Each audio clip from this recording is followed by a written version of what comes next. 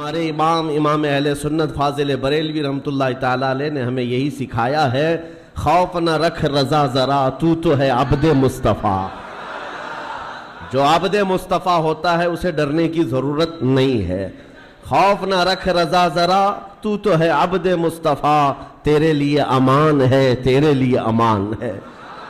بس معاملات ایسے انسانی فطرت کا تقاضا ہے کہ انسان عادت کے طور پر ایسا دیکھا گیا ہے کہ کوئی جھوٹ بات 100 مرتبہ اس کو بولی جائے تو وہ سچ سمجھنے لگ جاتا ہے، اور اس تھیوری پر آج پوری دنیا عمل کرتی ہے۔ پوری دنیا کسی چیز کو ٹارگٹ کر کے بار بار بولتی ہے تاکہ لوگوں کے ذہنوں میں ایک بات بیٹھ جائے۔ اگر پانی کی بوتل کو بھی کوئی 100 مرتبہ شراب شراب شراب کہتا رہ جائے تو اچھے خاصے لوگ بھی پانی کی بوتل کو شراب سمجھنے لگ جاتے ہیں۔ حقیقت ایسا نہیں ہے۔ اسی لیے میرے عزیزو، آج کے اس دور میں اپنے نوجوانوں سے اور سب سے یہی کہتا ہوں، یہ پھیلائے ہوئے پروپیگنڈے کی طرف نہیں جانا، اور نہ ہی دنیا کیا کہتی ہے اس کی طرف توجہ کرنا۔ صرف اور صرف ذہن میں ایک بات یاد رہے، اللہ اور اس کے رسول راضی ہیں تو پوری دنیا روٹتی ہے تو روٹے، اس سے ہمیں کوئی فرق نہیں پڑتا۔ اللہ اور اس کے رسول اگر راضی ہیں، کیونکہ حساب و کتاب بھی اللہ کے پاس ہونا ہے، سزا اور جزا بھی اللہ ہی کے ہاں ہونا ہے، تو دنیا کو راضی کرتے کرتے کئی لوگوں کو ہم نے دیکھا وہ کتے بن گئے بیچارے ہیں۔ دنیا داروں کو راضی کرتے کرتے اپنی حیثیت بدل ڈالی، مومن تھے تو کافر بن گئے، سیکولر بننے کے چکر میں، لوگوں کو راضی رکھنے کے چکر میں اپنی شناخت تک کھو دیے، لیکن اس کے باوجود ان سے دنیا راضی نہیں ہو سکی۔ موت تک دنیا نہیں راضی ہوتی ہے۔ ایک مشن لے کر کے چلو میرے عزیزو۔ میں نے بہت سارے لوگوں کو زندگی میں دیکھا ہے، سیکولر بننے کے چکر میں اس پارٹی والے کو بھی راضی رکھنا ہے، اس کو بھی راضی رکھنا ہے، اور اپنی قوم کو بھی راضی رکھنا ہے، اور وہ سب کو راضی رکھنے کے چکر میں ایسا کتا بن جاتا ہے، دھوبی کا کتا، نہ گھر کا نہ گھاٹ کا، ادھر کا بھی نہیں رہا ادھر کا بھی نہیں رہا، سب کو مناتے مناتے رہ گیا۔ میں یہ نہیں کہہ رہا کسی کو منانا نہیں چاہیے، لیکن دنیا کو راضی کرتے کرتے اپنی آئیڈینٹی اور اپنا ضمیر بیچ دینا اور اپنا دین اور ایمان کھو دینا، یہ کہاں کا انصاف ہے؟ اور سب کرنے کے باوجود بھی دنیا راضی نہیں ہوتی تو کرنا کیا چاہیے؟ بس بات اتنی ہے، اس دنیا کو اوپر سے لے کر نیچے تک کرنے سے بھی راضی نہیں ہوئی، لیکن میرا مولا صرف ایک سجدے سے راضی ہوتا ہے۔ میرے مصطفیٰ کریم صلی اللہ علیہ وسلم صرف ایک پکار پر راضی ہوتے ہیں، تو پھر کیوں نہ ان درباروں میں ہم اپنے آپ کو بیچ دیں جہاں جلدی سے جواب آتا ہے۔ یہی ہماری زندگی کا مشن ہو۔ نوجوانوں، آج مجھے جو بات عرض کرنی تھی وہ یہ ہے، قرآن نے یہ کہا ہے کہ جو جھاگ ہے وہ اڑ کر چلا جائے گا۔ جھاگ سمجھتے ہوں گے، جھاگ سمندر کے اوپر جو کف ہوتا ہے، یا کسی بالٹی میں آپ پانی ڈال کر سرف ڈال کر ہاتھ گھمائیں تو جو کف آتا ہے یہ جھاگ ہے، اور اس کی کوئی ویلیو نہیں ہوتی، ہوا آئی تو اڑ جاتا ہے۔ قرآن کہتا ہے یہ جھاگ جو ہے یہ اڑ کر چلا جائے گا۔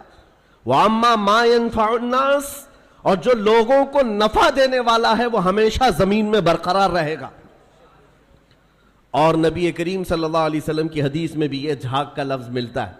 کس لیے میں عرض کر رہا ہوں آپ کو بتاتا ہوں۔ یوشک ان تداعى علیکم الامم کما تداعى الاکلۃ الی قصعتها۔ حضور پاک صلی اللہ علیہ وسلم فرماتے ہیں ایک زمانہ تم پر ایسا آئے گا کہ ساری قومیں تم پر ایسے جھپٹ پڑیں گی جیسے بھوکا برتن پہ جھپٹتا ہے، سارے لوگوں کا ٹارگٹ تم ہی رہو گے۔ وہ زمانہ آج ہے، ہر ایک کا نشانہ ہم ہی تو بنے ہوئے۔ آج یہودیوں کا ٹارگٹ بھی ہم ہی ہیں، عیسائیوں کا ٹارگٹ بھی ہم ہی ہیں، چاہے وہ کفار و مشرکین ہو، ہمارے یہاں کے سب کا ٹارگٹ ایک ہی ہے، اسلام اور مسلمان۔ اور حضور نے فرمایا تھا یہ ایک زمانہ ایسا آئے گا۔ تو صحابہ نے پوچھا تھا اس وقت، یومئذ نحن من قلۃ یا رسول اللہ، اے اللہ کے رسول کیا اس زمانے میں ہماری تعداد بہت کم ہوگی؟ نبی پاک صلی اللہ علیہ وسلم فرماتے ہیں وَلَكِنَّكُمْ كَثِيرُونَ غُثَاءً كَغُثَاءِ الْبَحْرِ، نہیں تمہاری تعداد تو بہت زیادہ ہوگی لیکن تمہاری حیثیت سمندر کے جھاگ کی طرح ہوگی، سمندر کے جھاگ کی طرح۔ اب یہ جھاگ کا لفظ آیا، جھاگ اس کو کہتے ہیں جس کی اپنی پیورٹی نہیں ہوتی، ویلیو نہیں ہے، اس کا زمین میں قرار نہیں ہے، وہ موسم سے بنا اور موسم میں اڑ گیا، ہوا سے نکل گیا.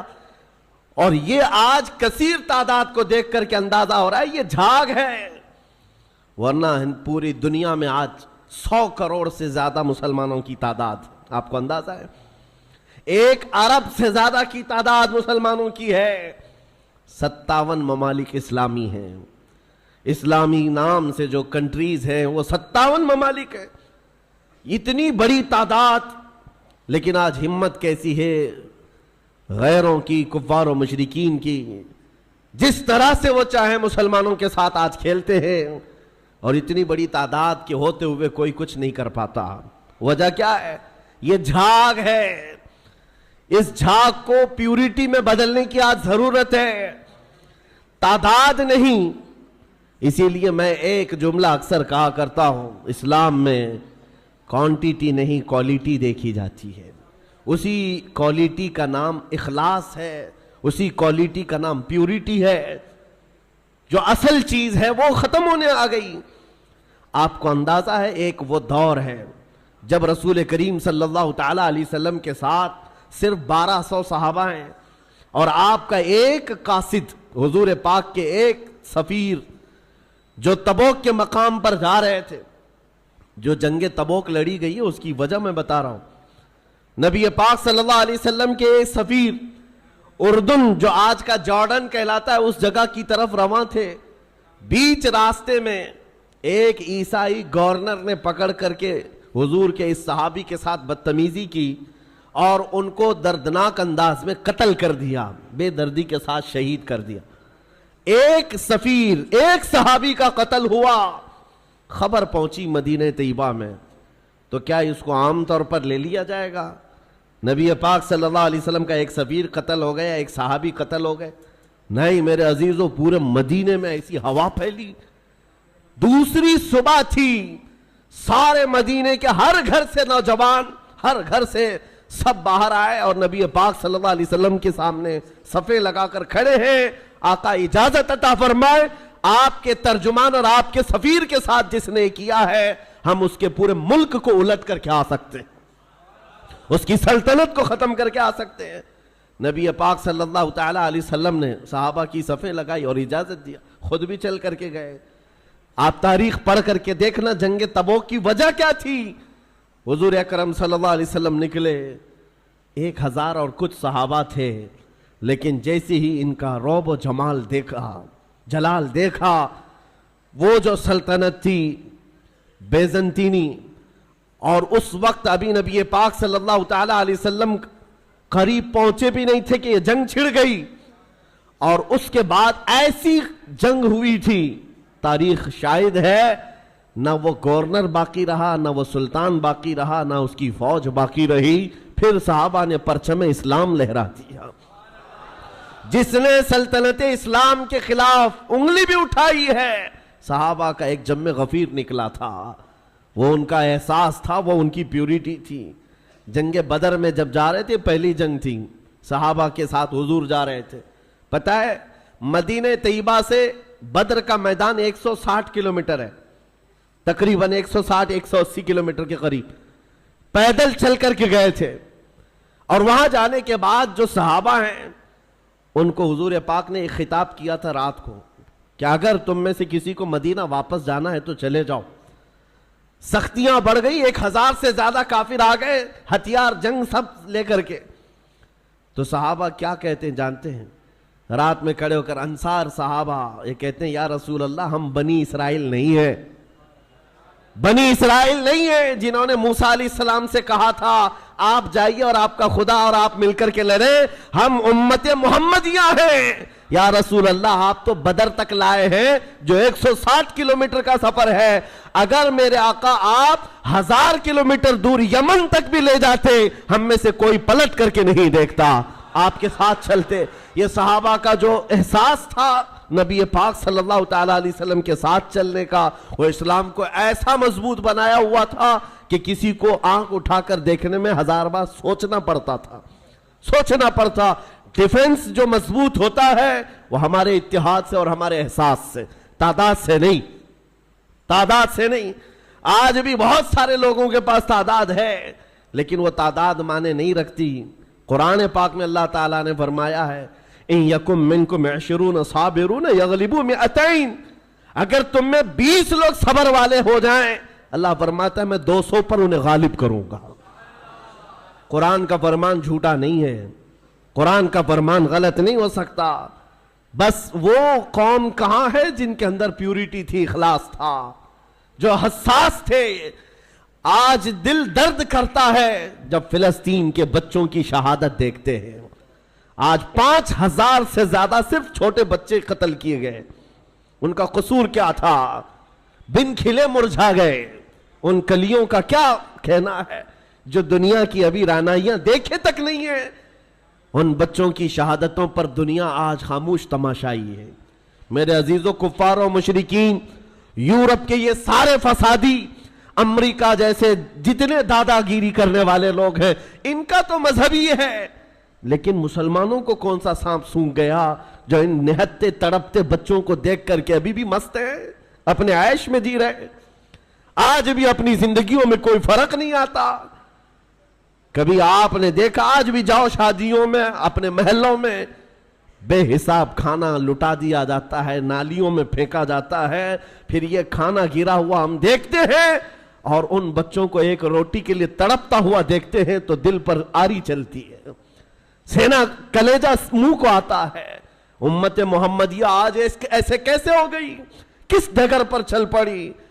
एक मोमिन को अगर तकलीफ हो तो पूरे मोमिनीन को तड़पना चाहिए। यह ईमान की अलामत है, ईमान की अलामत है। नबी करीम सल्लल्लाहु अलैहि वसल्लम ने फरमाया, मसलु मुमिनिन का मसली जसदिन इज़ा इश्तका अदुन तुदअ लहु साइरुल जसद बिस्सहरी वल उम्मा। तमाम मोमिनीन एक जिस्म की तरह है। एक अज़ू को तकलीफ हो तो पूरा जिस्म तकलीफ में बीमार हो जाता है, बुखार ज़दा हो जाता है। आज ना उनकी अय्याशियों पर कुछ फर्क आया। दुबई वाले, सऊदी वाले, बहरीन वाले, कतर वाले, इन सब की अय्याशियों पर कोई फर्क नहीं पड़ा। ये अल्लाह के अजाब के आने की अलामात भी हैं। मेरे अजीजों, अंदाजा करो, जब किसी का घर जल रहा है पड़ोस में तो ये सोचकर खामोश नहीं बैठना मैं महफूज हूं। उसकी एक चिंगारी तुम्हारे घर को जलाने के लिए काफी है। वो चिंगारी जब उड़कर आए कि हमारे घर, हमारा सारा आशियाना खाकस्तर करेगी। आज मैं इसलिए अर्ज कर रहा हूं, एहसास अगर नहीं है तो मोमिन भी नहीं है। एहसास, आप ये सोचते होंगे हम फिलिस्तीन के बारे में, गजा के उन निहत्ते बच्चों के बारे में तकरीर करते हैं, बयान करते हैं, हम यहां बैठ करके क्या कर सकते हैं? हर एक के जहन में यही बात आती है। हम न जा सकते हैं, न चल सकते हैं। अरे मदद भेजने वालों की मदद तक नहीं जाती, हम यहां क्या करें? एक दौलत है, एक दौलत है, वही हसास जिसको कहते हैं। एहसास जिस मोमिन के दिल में आए, तुम्हें अंदाजा नहीं, ये अर्शे इलाही को हिला देती है, अर्शे इलाही को हिला देती है मोमिन का एहसास का दर्द।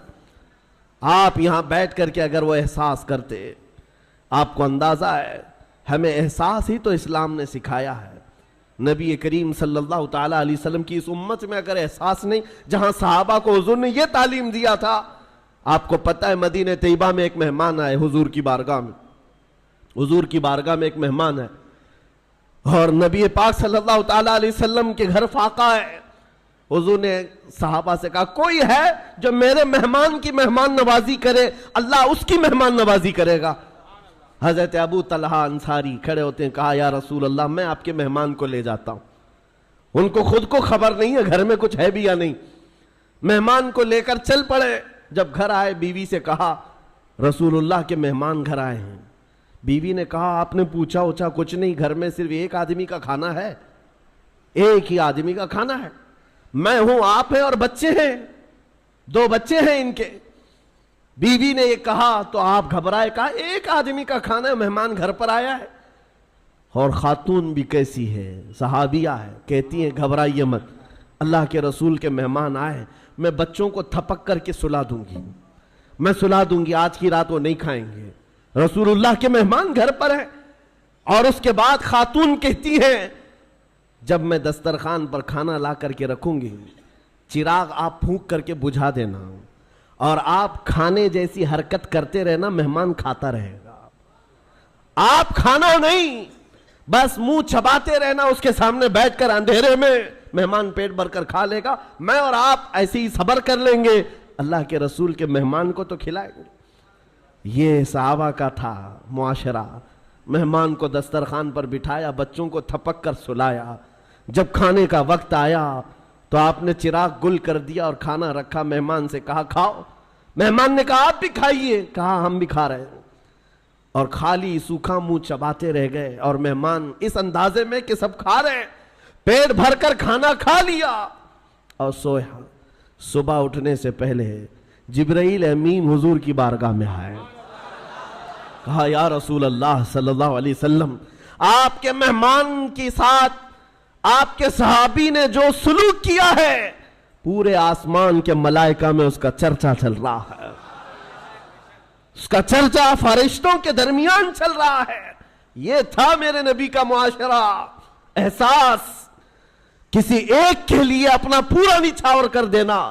جنگ موتا کے درمیان ایک پانی کی کھٹوری پر 3 لوگوں نے جان دے دی تھی، یہ بھی واقعات مشہور ہے۔ ایک بکری کے گوشت کا بھنا ہوا سرا کسی کے گھر میں آ جائے، صحابی اپنے پڑوس میں بھیجتے رہے، اور وہ پورے مدینے میں گھومتا تھا، ہر صحابی یہ خیال کرتا شاید میرا پڑوسی بھوکا ہے۔ یہ معاشرہ میرے نبی کا بنایا ہوا تھا۔ آپ کو پتا ہے حضرت عمر فاروق رضی اللہ تعالیٰ عنہ کا دور ہے، جب آپ رات کے وقت تنہا نکل پڑتے تھے اپنے خادم کے ساتھ مدینے کے حالات کو معلوم کرنے کے لیے۔ اپنے ایک خادم کے ساتھ کہیں سے گزر رہے تھے، ایک گھر سے کراہنے کی آواز آئی، ایک عورت کے رونے کی آواز آئی، رک گئے، اور آپ کے چہرے پر نقاب پڑا رہتا تھا، امامہ شریف اور نقاب جس طرح سے عربوں کا رواج ہوتا۔ اس گھر کے باہر کھڑے رہے، کھٹکھٹایا تو ایک شوہر، اس کا شوہر باہر آیا، پوچھا کیا بات ہے؟ مرد نے کہا میری بیوی کے ولادت کا وقت قریب آ گیا ہے، حاملہ تھی، بچہ پیدا ہونے کا وقت قریب آ گیا ہے، اور وہ درد ذہ سے تڑپ رہی ہے، لیکن دیکھنے کے لیے عورت کوئی نہیں ہے، کوئی عورت قریب میں نہیں ہے۔ خلیفۃ المسلمین ہے وقت کا، جس کے نام سے قیصر و کسریٰ کانپتے ہیں، دوڑ کر اپنے گھر گئے، اپنی بیوی اور اپنی بہو کو بھیجا، جاؤ فلاں گھر میں ایک بچی کی ولادت، ایک عورت درد ذہ میں ہے، بچے کی ولادت ہونے والی ہے۔ رات بھر امیر المومنین اپنی عورت اور اپنی بہو کو اس گھر پر بھیجتے ہیں، اور خود آ کر کے باہر انتظار کرتے بیٹھے ہوئے، اس کے شوہر کے ساتھ باتیں کر رہے ہیں، اور گھر سے کچھ کھانا پکا کر لا رہے ہیں، اور وہ مزے سے کھاتا رہا ہے۔ نہ اس شوہر کو معلوم ہے، نہ اس کی بیوی کو معلوم ہے کہ ان کے گھر کی یہ عیادت کرنے والا وقت کا خلیفہ ہے، کسی کو نہیں معلوم۔ صبح بچے کی ولادت ہو گئی، اور اس کے بعد حضرت عمر ایسی خوشیاں بانٹ رہے ہیں جیسے لگتا ہے ان کے گھر میں بچے کی ولادت ہوئی۔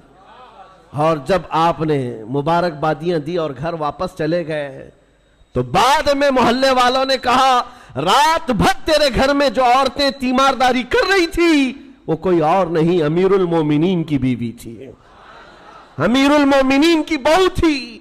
یہ احساس تھا، ایک عورت کے درد کی آواز آئے تو خلیفہ بے چین ہو جاتا۔ آج فلسطین سے اٹھنے والی آوازوں سے کسی کی نیند پر فرق نہیں پڑتا، کسی کی نیند خراب نہیں ہوتی۔ وقت کے عیاش حکمران، ظالم حکمران اپنی کرسیوں پر ویسے ہی مزے لے رہے ہیں، بلکہ بسا اوقات ایسا لگتا ہے یہ بچوں کی اور بچیوں کی جھنجھوڑنے والی آواز ان کی کرسیوں کو کیوں نہیں ہلاتی۔ یاد رکھو قرآن پاک میں اللہ نے فرمایا وَإِذَا الْمَوْعُودَةُ سُئِلَتْ بِأَيِّ ذَنبٍ قُتِلَتْ، ان بچوں کو جو آج مار دیا گیا ہے، یہ سورہ تکویر کی آیتیں بتا رہی ہیں، یہ قیامت کے دن بچیاں اٹھائی جائیں گی اور رب تعالیٰ سے پوچھیں گی مولا مجھے بتا کس جرم میں مجھے مارا گیا تھا، میرا گناہ کیا تھا جو مجھے قتل کیا گیا۔ آج یورپ کے درندے اور اسرائیل کے جتنے ظالم ان کے قتل میں شریک ہیں، وہ الگ قاتل ہیں، لیکن یہ چپی اور یہ خاموشی پوری دنیا کی یہ الگ قاتل ہے، یہ الگ قاتل ہے۔ درد ہمیں اس بات کا ہو رہا ہے اسی لیے شاعر نے کہا تھا نہ ادھر ادھر کی بات کر، مجھے یہ بتا کہ قافلہ لٹا کیوں، مجھے رہزنوں سے غرض نہیں، تیری رہبری کا سوال ہے۔ ڈاکوؤں کا کام ہی ہے ڈاکہ ڈالنا، ڈاکوؤں کا کام ہی ہے مال چھیننا، لیکن سوال تو تمہاری رہبری کا ہے۔ یہ حالات کب بدلیں گے میرے عزیزو؟ اس وقت بدلیں گے جب ہمارا جوان احساس کی زندگی جینے لگ جائے۔ آج ہمیں افسوس ہے اور المیہ ہے، ہم ان ظالم حکمرانوں کے خلاف آواز اٹھاتے ہیں جن کے عیش میں کوئی کمی نہیں ہوتی آج، لیکن ان کو کوس کر کے بول کر کے آپ کو ایسا لگتا ہے یہاں کیا ہونے والا ہے؟ ہونے والا یہ ہے، آپ کو ہم نصیحت کر رہے ہیں، اللہ نے آپ کو جو منصب دیا آپ تو عیاش نہ بنو، آپ تو اس طرح کی بے حسی کی زندگی نہ گزارو، لاپرواہی کی زندگی آپ تو نہ گزارو۔ کبھی دسترخوان پر بیٹھے ہو، نرم غذائیں کھا رہے ہو اور تمہارے بھائیوں اور بہنوں کے چیخنے کی آواز آئی تو کیا یہ نرم غذائیں تمہارے حلق سے اترتی ہیں؟ کوئی ماں تڑپ رہی ہو سامنے تو کیا یہ نرم غذائیں تمہارے حلق سے تڑپ گزرتی ہیں؟ جب کھانا حلق سے نہیں جاتا تو میں ان نوجوانوں سے پوچھتا ہوں آج بھی رات بھر نکڑ پر بیٹھ کر کے تم جو عیاشیاں کر رہے ہو، تمہاری پوری رات جو گیم میں گزر جاتی ہے، انٹرنیٹ پہ گزر جاتی ہے، تمہیں اس درد کا احساس کب ہوگا؟ آشیانہ لٹتا چلا گیا اور اب بھی اگر احساس نہیں آیا تو کب آئے گا؟ شاعر نے کہا تھا جگہ جگہ کے تھک چکے ہیں تمہیں یہ ہنگامے، نشاط لذت خواب گراں بدل ڈالو، غلط روی سے منازل کا بودھ بڑھتا ہے، مسافروں روش کارواں بدل ڈالو۔ یہ جس طرح کی زندگی گزارنے کے ہم نے اسلوب بنائے ہیں، آج کیا یہ المیہ نہیں ہے؟ کروڑوں کی تعداد ہونے کے بعد ہر ایرا غیرہ نتو کھیرا آنکھ دکھاتا ہے، ہر کتا ہم پر بھونکنے لگتا ہے۔ وجہ صرف یہی ہے کہ ایمان کی کمزوری ہے، ایمان کی کمزوری ہے۔ نبی پاک صلی اللہ تعالیٰ علیہ وسلم سے بڑھ کر کے تمہارے پاس دروازہ کون سا تھا جہاں اگلوں نے بھی عزت پائی، پچھلوں نے بھی عزت پائی؟ ساری عزت کا دار و مدار میرے مصطفیٰ کے قدم تھے۔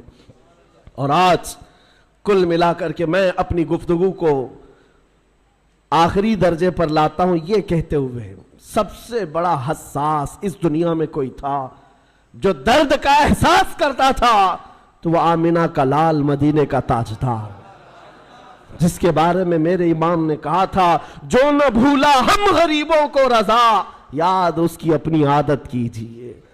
حضور پاک صلی اللہ تعالیٰ علیہ وسلم پر آج کیا گزرتی ہوگی؟ تمہیں اندازہ ہے اس بات کا؟ حضور اکرم صلی اللہ علیہ وسلم نے فرمایا اگر تمہارے تلووں میں کانٹا بھی چبھ جائے تو اس کا درد مجھے بھی ہوتا ہے۔ یہ امتیوں کے بارے میں حضور کا فرمان ہے، اور جہاں اس نبی کے ان امتیوں کو جو ہمیشہ بیت المقدس کی حفاظت کے لیے اپنی جان وقف کر چکے، جب کاٹا جا رہا ہو، مارا جا رہا ہو، ٹکڑوں میں بدل دیا جا رہا ہو، نبی پاک صلی اللہ تعالیٰ علیہ وسلم پر کیا گزرتی ہوگی؟ آپ یہ سوچتے ہوں گے مدد کیوں نہیں آتی؟ مدد آئے گی، لیکن یہ امتحان کی گھڑی ہے، پوری دنیا کو دیکھا جا رہا ہے اس میں کتنے پیوریٹی والے ہیں، اخلاص والے کتنے ہیں اور کتنے صرف تماشا دیکھنے والے ہیں، یہ بھی دیکھا جائے گا۔ کربلا کا میدان جس طرح امتحان کی گھڑی تھا، اسی طرح آج کا دور بھی امتحان کا وقت ہے۔ یہ